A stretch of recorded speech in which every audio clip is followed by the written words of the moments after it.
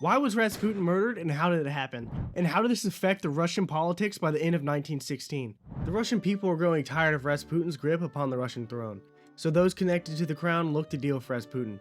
The men involved in the plot looked to discredit the holy man and to take his power and influence away from the throne. In the early morning of December 30th, Rasputin was invited by Prince Yusupov to his palace. The story goes that once Rasputin arrived at the palace, he was rushed into the basement and given tea and cakes which had been laced with cyanide, then asked for wine to drink, which had also been poisoned, which of course the holy man had shown no effect from either of the poisoned foods.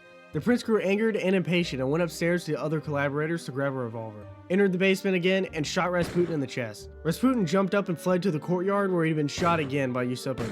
The conspirators wrapped his body in cloth and dumped him in the Nevkov River, to where it has been said that he had finally died of drowning after fighting the cold water. Many credit the death of Rasputin to be the beginning of the end of the Russian Empire, and that his attachment and rumors of his corruption and power within the Romanov family had stained it, and even after his death had continued to stain it, influencing the Russian people to start looking and talking about different ways of life.